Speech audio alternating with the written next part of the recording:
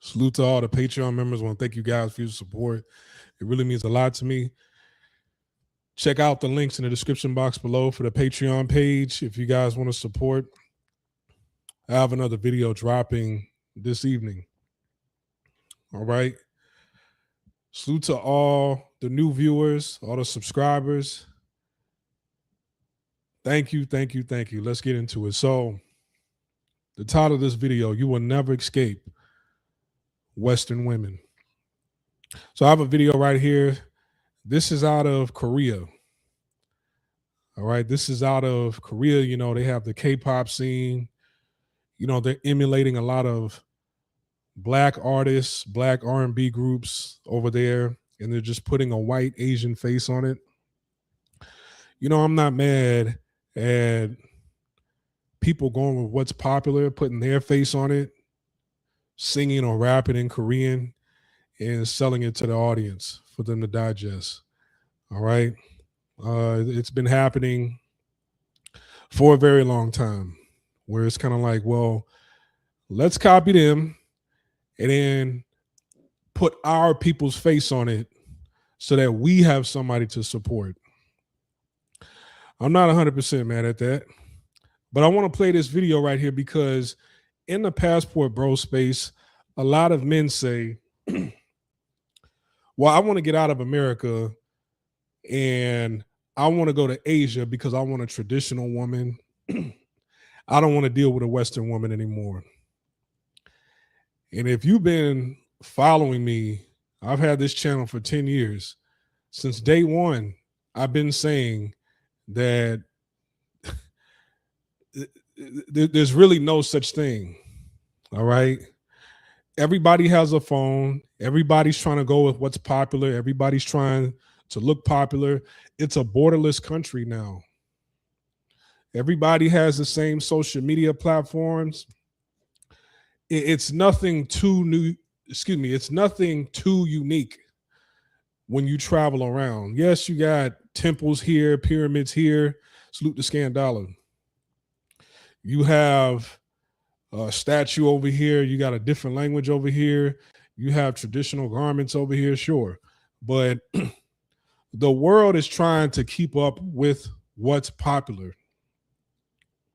So let me play this video. I'm going to play it. It's only 34 seconds. I'm going to play it like 2 or 3 times. And then I'm going to stop, pause, and say what I got to say. And then, you know, I'll go into my spiel as to why I'm doing this live stream. Let's go. You feel me? You're in the building, period. Come here. Come here. Huh? Wow. Wow, wow, huh? Come here.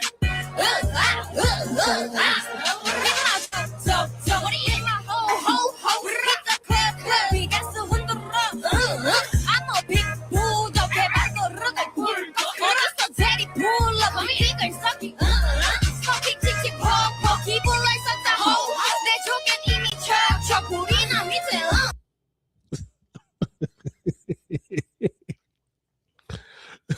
Hey, let me play this again. Hold on.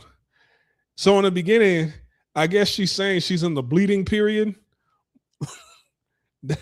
That's what the caption said at the bottom. Hey, they taking it to a totally different level. And these are the traditional women y'all are talking about. Well, I'm going to go to Korea and get me a traditional woman. This woman is rapping about how she's in the bleeding period of her cycle. She's spotting in her panty drawers and she wants you to eat it. That's what she's saying. Hold on, let me play it again. You feel me? You're in the building, period. Come here. Come here. Huh? Wow. Wow, huh? Come here.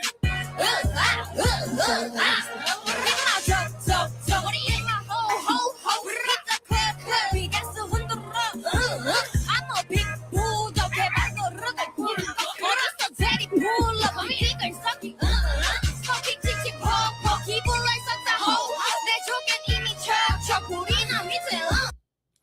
All right.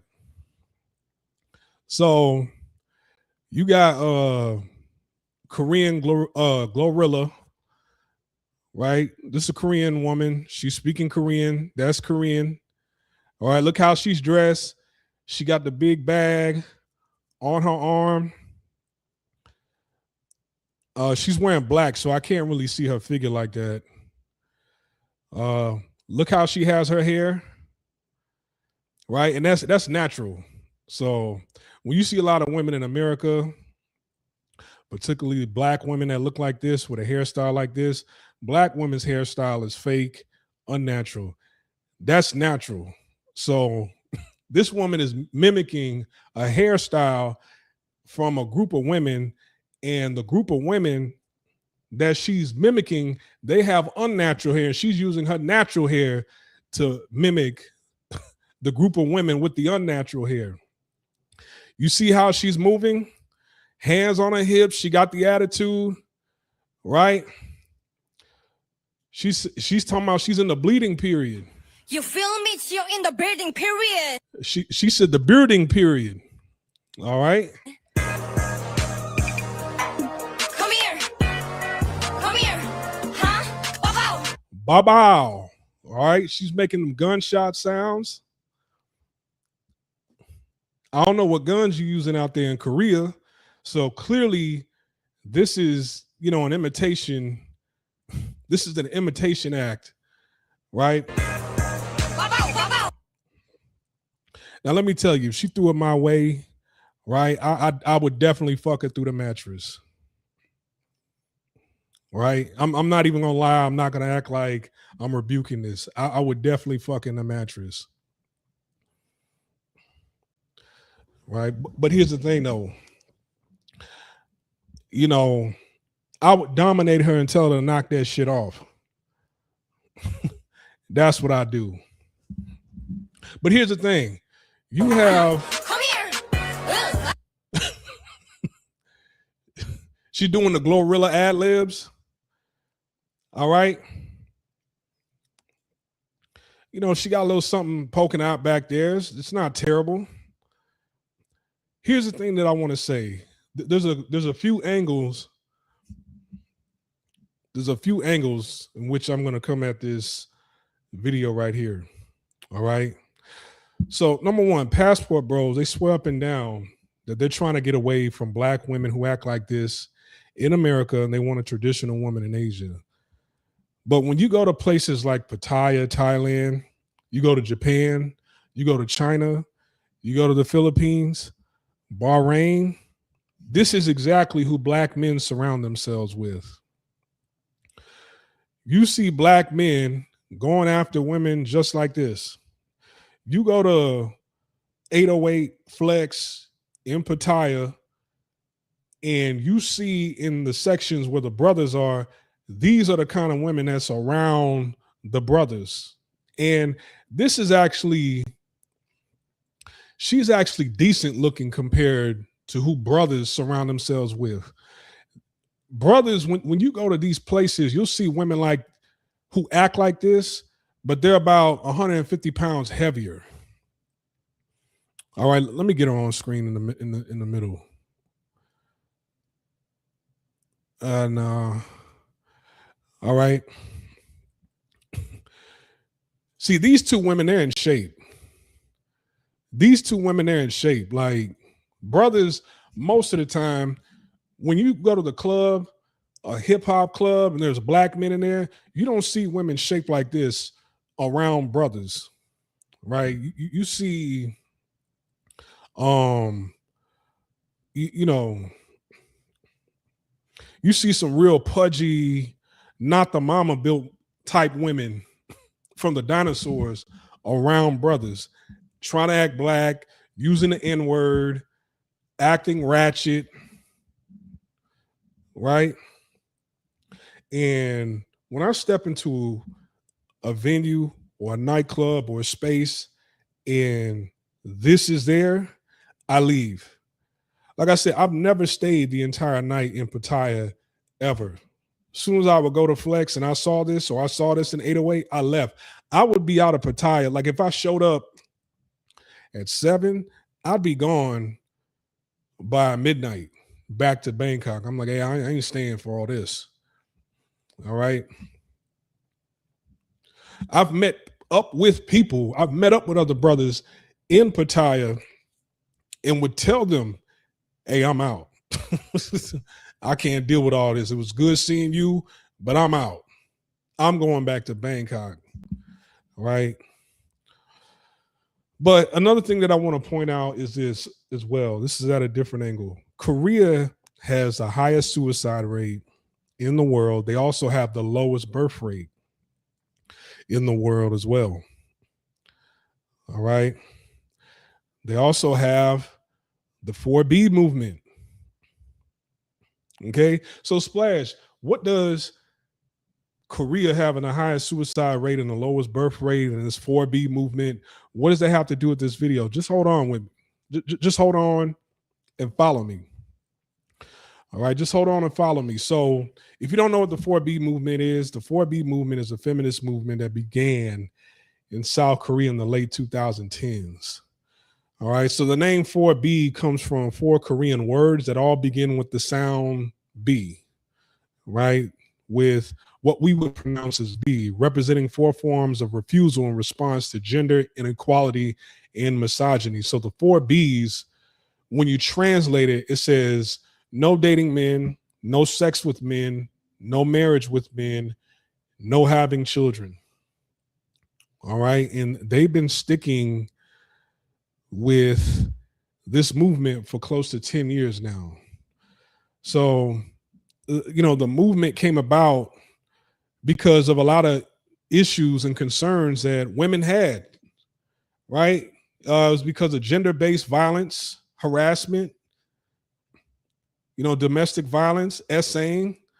I don't know if you guys watch K-dramas, but in K-dramas, it's normal for, like, you'll see it in it could be a romance, right? And it could be 2 people that don't have anything to do with them being a couple. I remember there was this one K-drama I saw. It was a disgruntled man. I wouldn't say disgruntled. He was a concerned customer that had an issue with one of the products at a department store. He went back to the department store, spoke to one of the workers there about the product. He got angry, he got mad, raised his hand, and he was about to slap one of the female workers that worked there until the owner of the department store came out and grabbed his hand. Right. And this was a woman. They show in many different K-dramas, like a teacher or a principal or a guidance counselor at a high school smacking up female students, right? You talk to women on the ground level, they tell you about all the domestic violence and abuse. So domestic violence mainly is within a household with a couple or a married couple, boyfriend and girlfriend, or child abuse with father, daughter, father, son. All right.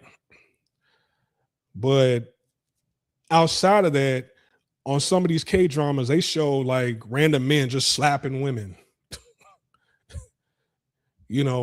Hey, bitch, I ordered my food and it's too cold. Slap. Man, this shit is scorching hot. Slap. You took too long bringing this out. Slap. Smile, bitch. Slap. You see this in K-dramas. So, and also there's unequal expectations around marriage and childcare. There's workplace discrimination. That's very big. All right. There's a lot of employer to employee abuse at different companies around, not just in Korea, but around Asia. Beauty standards, right? You're being too big. See this woman on the screen right here, she's considered overweight and too big. If she was in a relationship with a Korean man, he would put a lot of pressure on her to lose weight and to also use skin whitening cream. You're getting a little bit too dark. And also frustration with what they say is like sexism in society. A lot of the female supporters, they view the movement as a way to reject social structures. They believe disadvantages women, and they prioritize own independence and well-being. So it's the same thing in what you see out west. But here's the thing, though. They have a legitimate gripe as to why they have this movement. All right, because I've studied true crimes in different cases, cases where they had domestic violence or there was essaying, and the judge gave the man less than a slap of a wrist, less than a slap on the wrist. They bring the case up to a judge, and the abuser would be standing there. The victim is on the other side, and the judge is like, the fuck you bring this to me for? Like, the hell? I don't care about you getting essayed. Hey, case dismissed. There's a lot of cases like that. All right, I've been studying different Korean true crimes on and off for years, and this is normal. Right? This is normal. And there's huge cases where, there's sex trafficking, and y'all need to look up what happened with the Burning Sun Club. That was a major one. And then the Nth Rooms, I've talked about that on here through Telegram. The Burning Sun and what happened with that situation, there was a lot of people who didn't get charged that should have got charged, and the people who did get charged got a slap on the wrist, right? And the guy who was one of the major investors, the face of the Burning Sun, was actually one of the group members of the group Big Bang. Big Bang is one of the biggest groups that's came out of Korea. All right. And one of the group members, he was an investor in the Burning Sun, and they would put, like, what do you call that? GHB? They would put GHB in women's drinks around the club. They would be passed out, falling out, and the bouncers would pretty much go over to these women, pick them up, carry them over to the VIP room, or carry them upstairs, because the club was connected to a hotel. And men would have their way with them. And these women, they felt like, hey, who's this guy that I woke up next to? I don't remember him. I think I was drugged. I never talked to him last night. And when they go get tested, GHB is like, it's out of your system within hours. So by the time they would get tested, the doctors would say, no, there is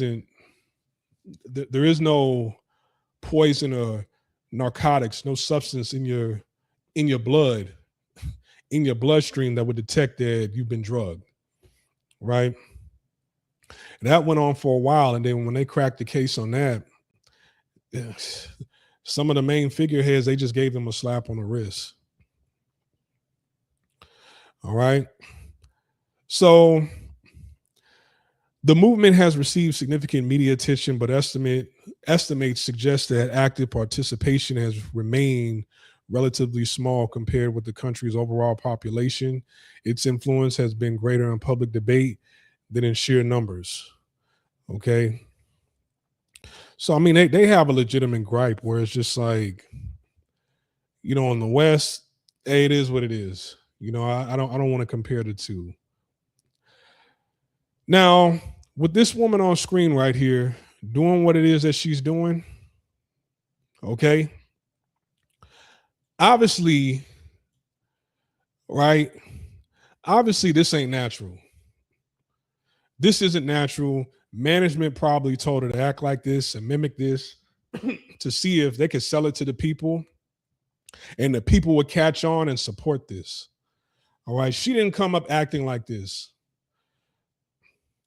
She didn't come up acting like this the women in her family didn't come up acting like this. She wasn't raised like this. And growing up, going to school, I'm pretty sure she didn't carry herself to school, church, or around family members acting like this at all. So I'm going to go on a limb here and say that this is management. She probably wanted to be a star, was into music, and management said, hey, study this, act like this. We're going to put this out and see if people bite on to this. All right. Because let me tell you, by the time she turns 36, if this actually catches on, by the time she turns 36, she's going to be the complete opposite. Okay. She's going to be a preacher or motivational speaker and talk about how, acting like this, acting black was the works of the devil. Right. She's going to talk about, hey, I was possessed. I don't know what was wrong with me. The devil had me in a chokehold, but look at me now. God has changed my life. Pay your tithes and offering. Excuse me. Pay your tithes and offering. F you, go home, bye. You see what God has done for me? I used to act just like this. I used to act just like this. You feel me? You're in the building, period. I used to rap about men eating me out while I was in the bleeding period. Come here. Come here. Huh?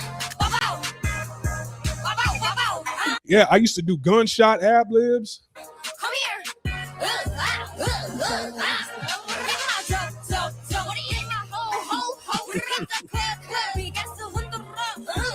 I'm a big bulldog.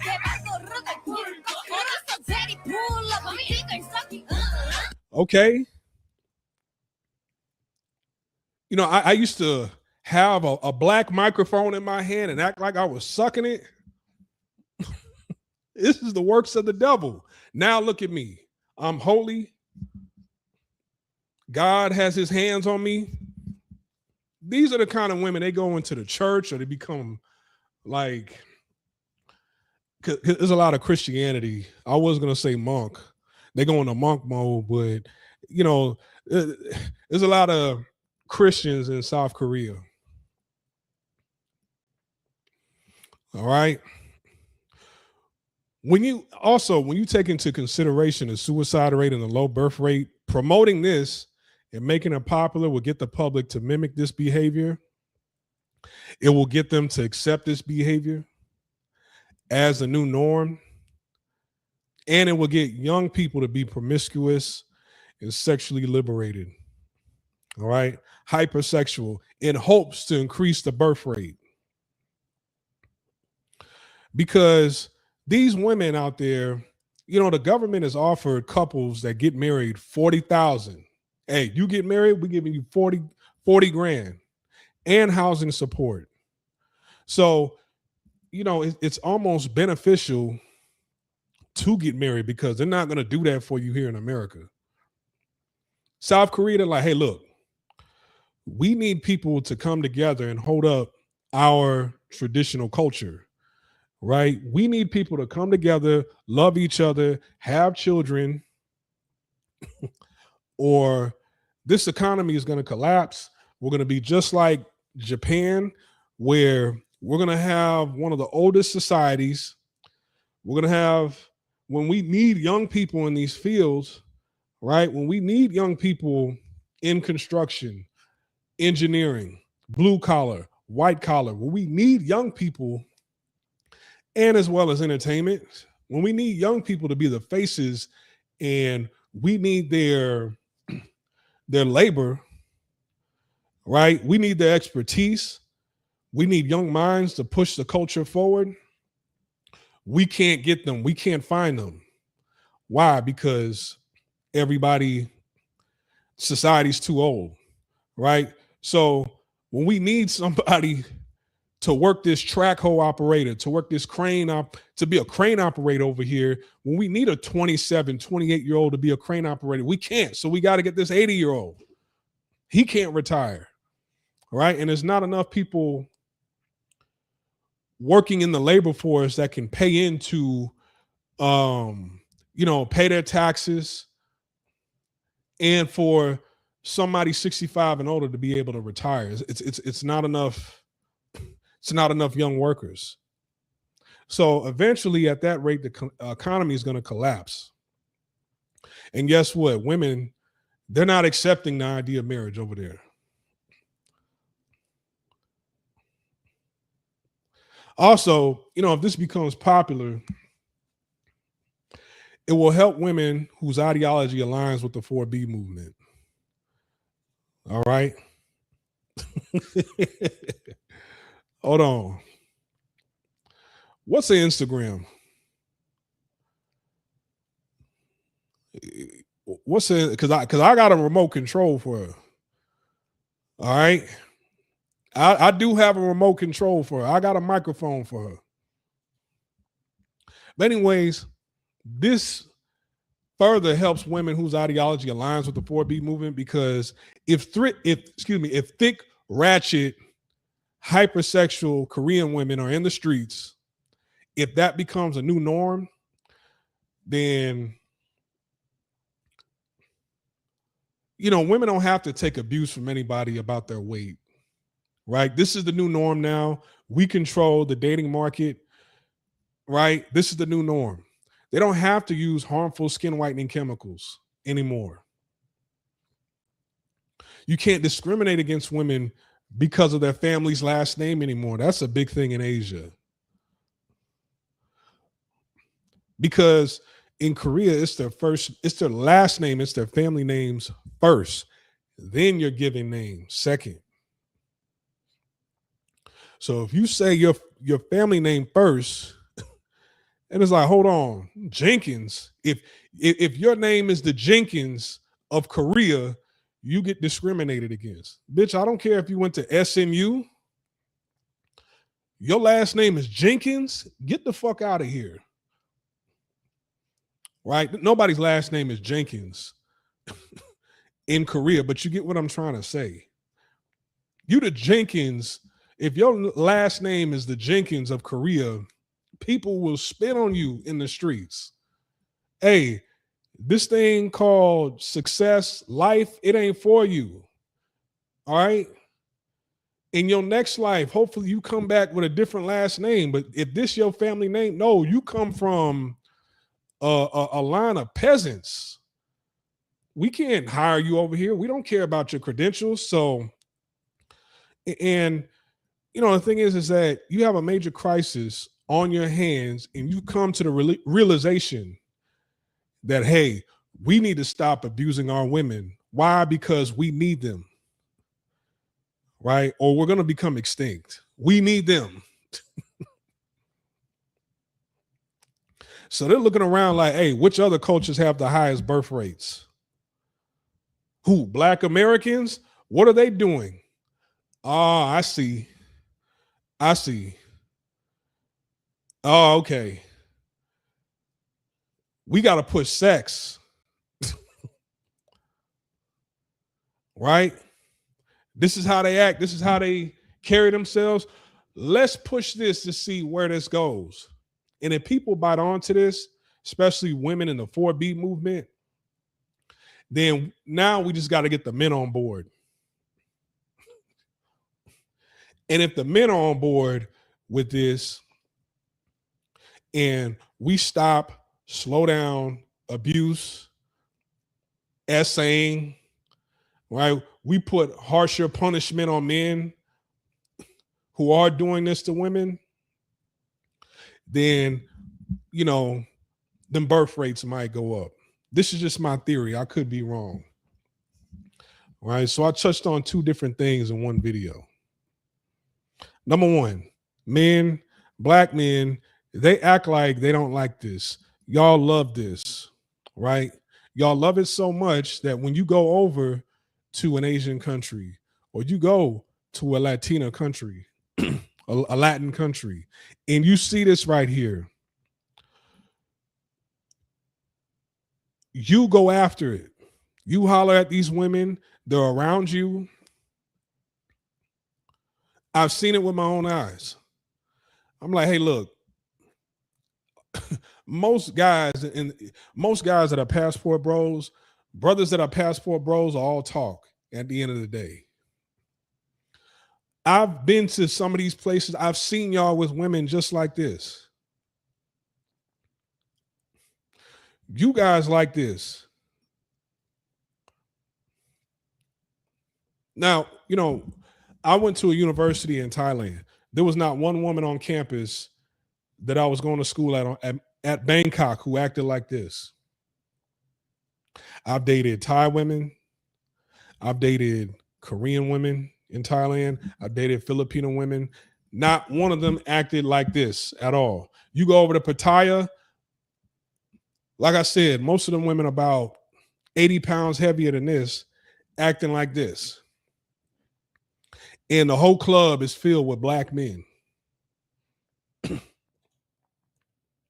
And big wannabe hood rat dust mite boogers using the N-word in a club. And brothers defending their usage to use the N-word. I'm like, hey, you know what? Fuck everybody in this club. I'm going back to Bangkok.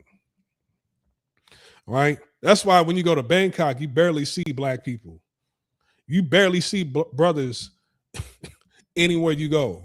Why? Because they over in Pattaya dealing with this. They want this. Come here. Come here. Huh? Bow. Huh? Come here.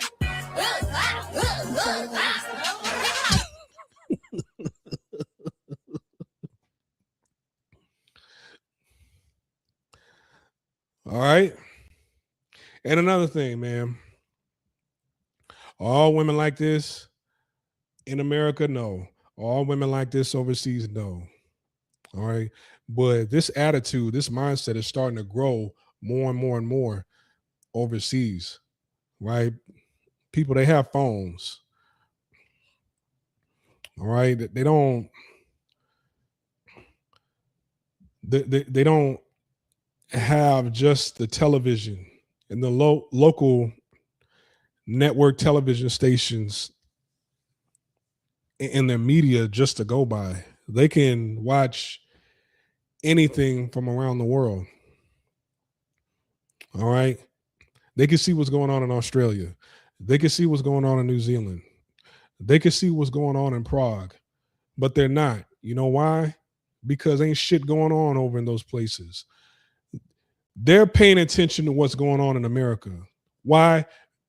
Whether they like it or they don't like it, the world is paying attention to what's going on in America. I want to get that through your thick skull, right?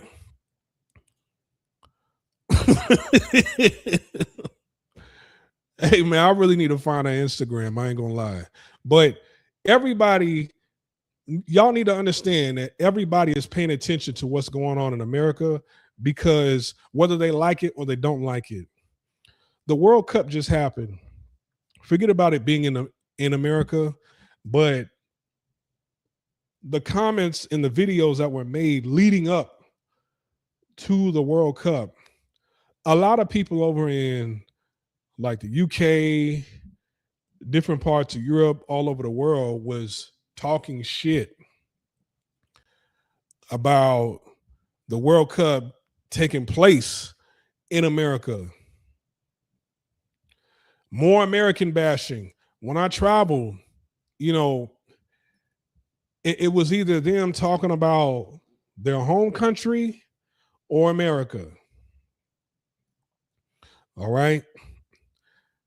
Hey, no offense, but in America, yada, yada, yada, it's not even like that over there. Canada has a hard on for America. All right. Even different countries where you think they have their own thing going, they're mimicking a lot of, like, you go to the DR. They have a music scene out there. It's everybody's rapping. Jordans is a staple. The Jordan sneaker is a staple in the DR. people are kind of like, people still like Jordans in America, but they're kind of past that. They're open-minded, right? People like SBs, Dunks, right? Balenciagas. I mean, there's a list of other shoes that people are into, but it's kind of like they pick up on your culture after you've already kind of moved past it. You know, they're rapping over there. Jordans is a staple. You go to Korea, they're rapping. I heard Teddy Riley works with a lot of groups over there in South Korea. So it's a mix of their own, but mainly the bulk of that mixture is coming from America. So wherever you go, there's a lot of people either in person or on the internet ranting positively or negatively about America. All right. Everybody knows who's the president of the United States. Everybody knows kind of the gist of what they feel is going on in the United States. Nobody knows what's going on. We don't know what's going on in the UK. We really don't, nor do we give a fuck. Right? Americans don't know who the prime minister in Canada is. They're right next door. We don't know. We don't care. But the world kind of has a gist of what's going on in America.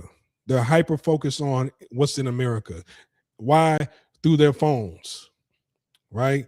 They share an app with Americans in the world, right? But they're going to see their local talent, their local entertainment, and they're going to pay attention to not only what's going on out west, but also the people who come from out west into their country.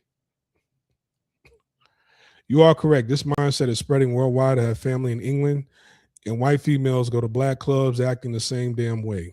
Right. And who's there? Other black men. That club is filled with black men and white women who act like that. And there's a sprinkle of goofy white boys who go there trying to act. Basically, those white dudes are like the females that go there.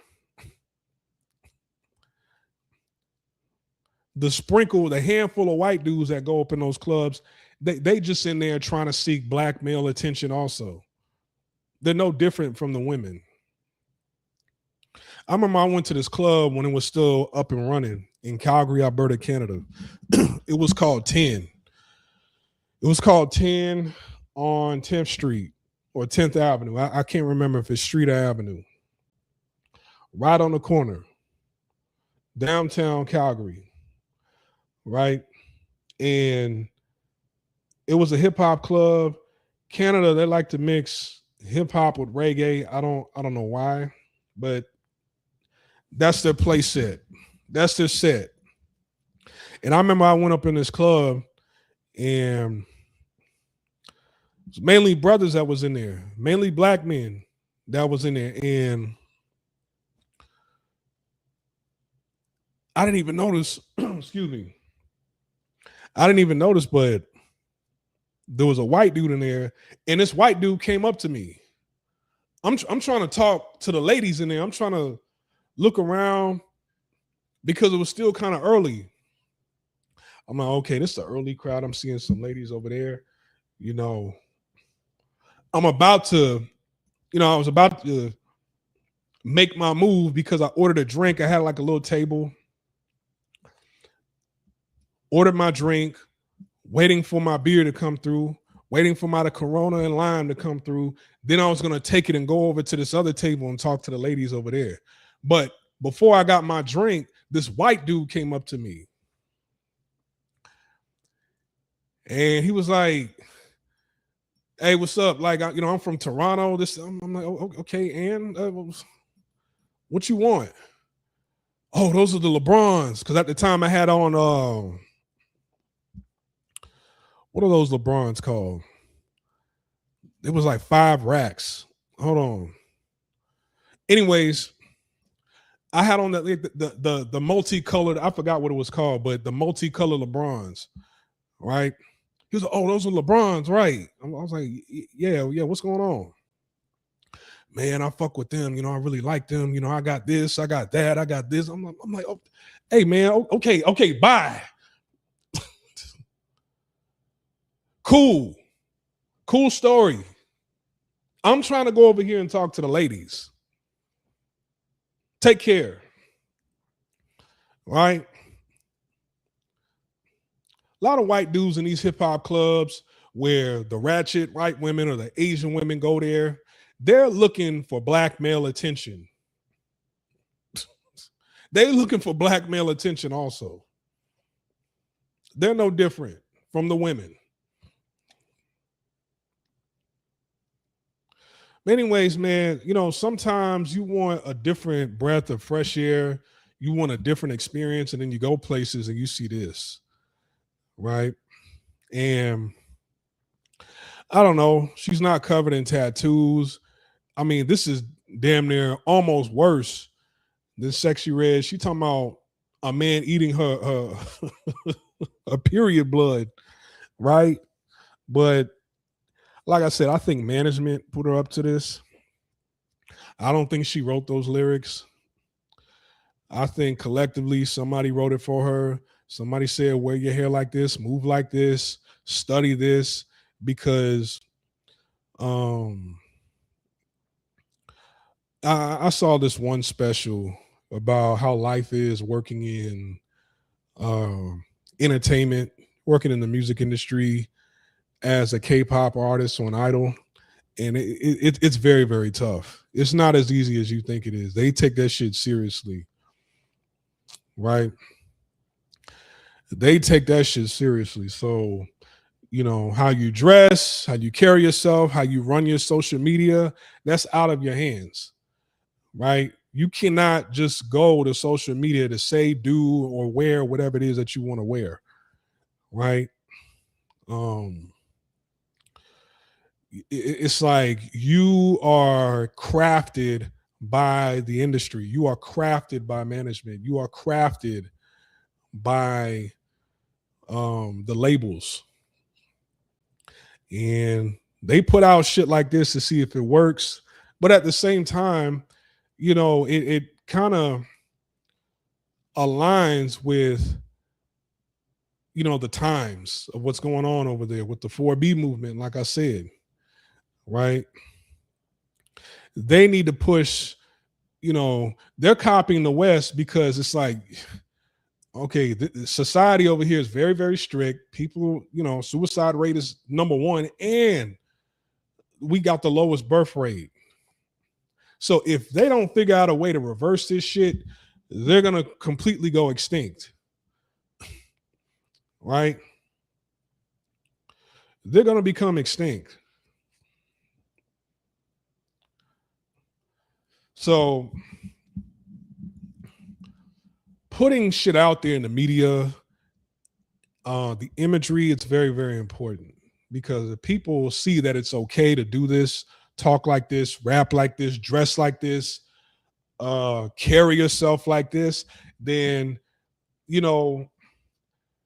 the public is going to imitate it as well. It's going to make its way to the public.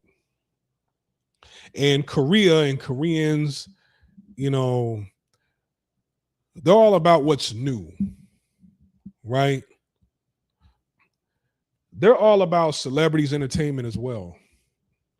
They're all about what's new, what's hip, not even just in music, but, products as well.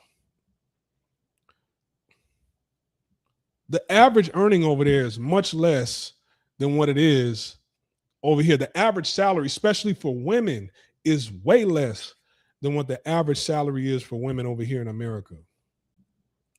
It is less. It's like women, they're not going to survive on their own. They can't survive on their own. That's why a lot of women, they live with each other over there. A part of this 4B movement, women are shacking up, living with each other over there.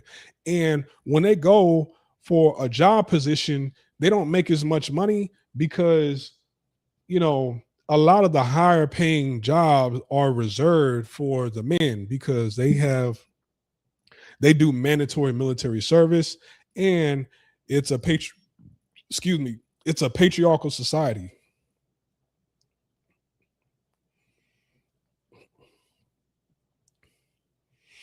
All right. But I just wanted to show you this because, like I said, you guys thinking, okay, I'm gonna go to Japan and experience the culture. Well, certain things they're gonna hold on to because it's a tourist attraction, but certain things they're gonna have to say, hey, we got to move forward from this. Why? Because honestly, all over Asia, it's a negative birth rate. All those countries over there, negative birth rate. You thinking, okay, I'm gonna get out of America, I'm gonna go over here, I'm gonna find somebody traditional, I'm gonna get married and do this. Number one, you're at a grave disadvantage because certain things that you've worked hard for, you can't really have in your name, right? Your house, business, property, that can get taken away by, you know, your wife. Or in order to be able to own land, property, right, businesses, you have to get a local co-signer. No ifs, ands, or buts. Ain't no way around it. Right? So if you decide to leave, they take it over. Right? We could put pressure on them to, you know, be within regulations of our culture the way we wanted it to be. You're not going to be able to just own a business over here and run shop the way you feel like it. And if you have a business that requires you to have employees, you, for every five employees that you hire, you can only have one foreigner. Right? They got certain rules in place that you got to follow. Then you get married and you look over there and you look around and you see, okay, this is the only thing that you able to attract. You feel me? You're in the building, period. Come here. Come here. But here's the thing. Huh?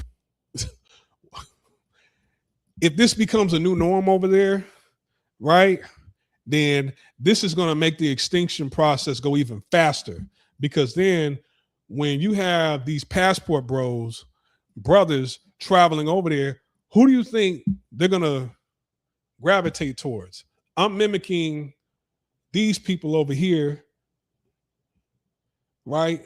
I'm mimicking these people over here. And what you think they're going to look towards their own men to share this degeneracy with? No, they're going to look at you. They're going to go to the Air Force base, to the Army base over there. Hey, man.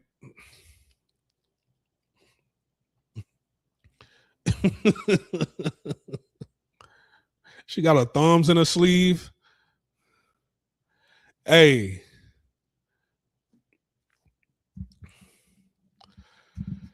Hey, so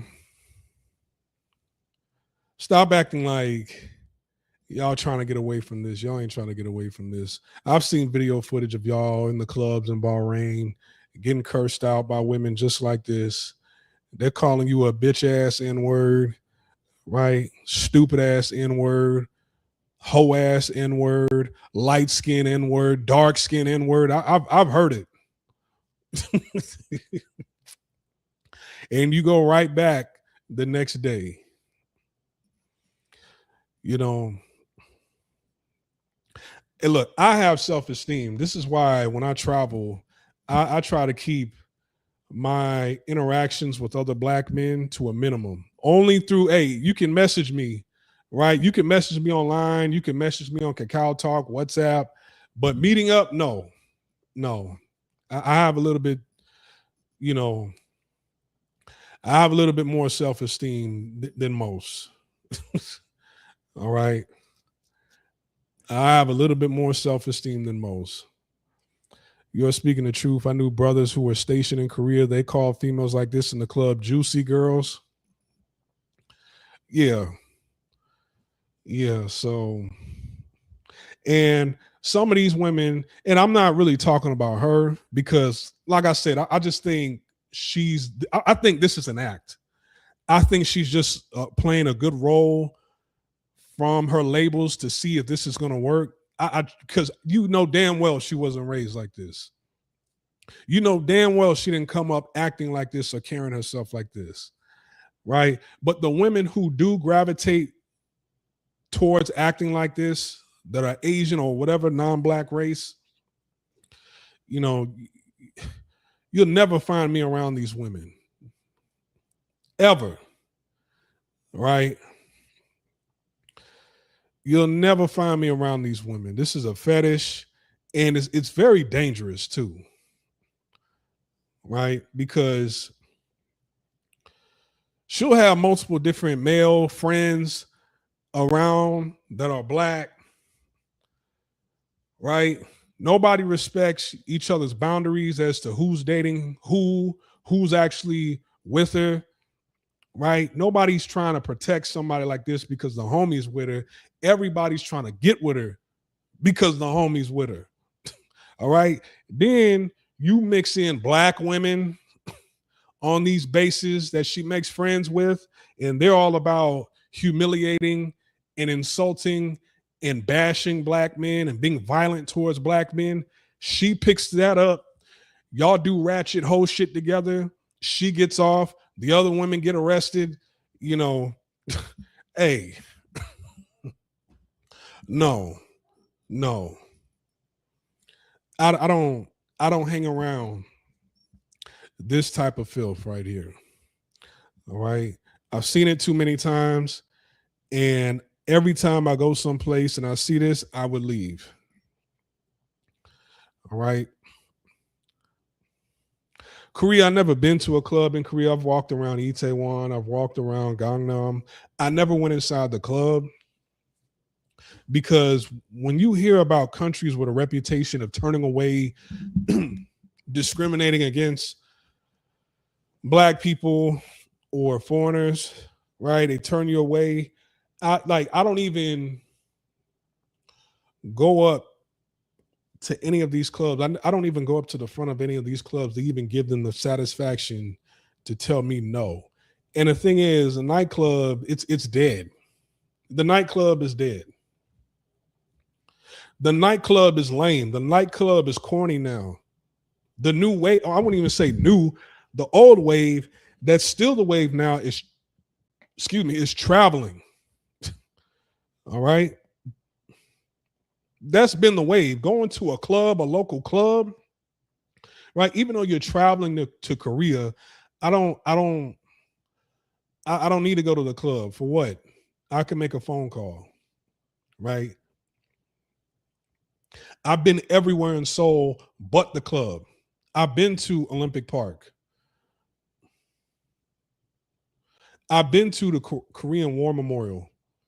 I've been to King Sejong Museum. I've been to Gwangbakgung Palace. I've been to Namsan Tower. I've been to Myeongdong.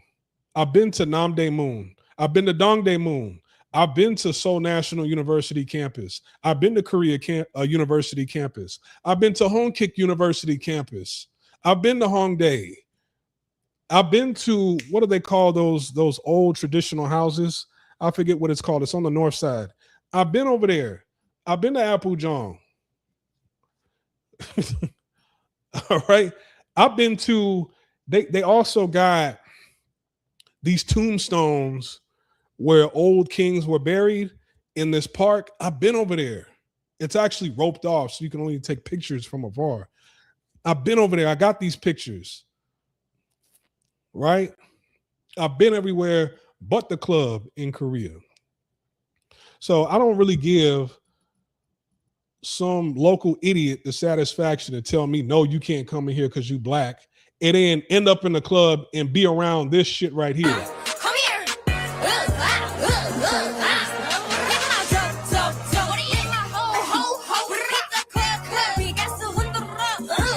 I'm a big bulldog.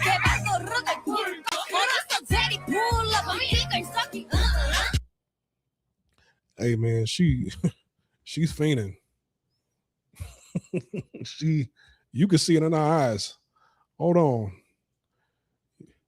You can see it in her eyes.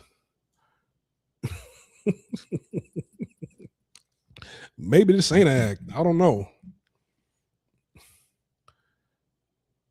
She said she still need it while she's spotting. She said, eat me from the front while she's spotting. Anyways, I'm over and I'm out. All my Patreon members, I'll see y'all tonight. Peace.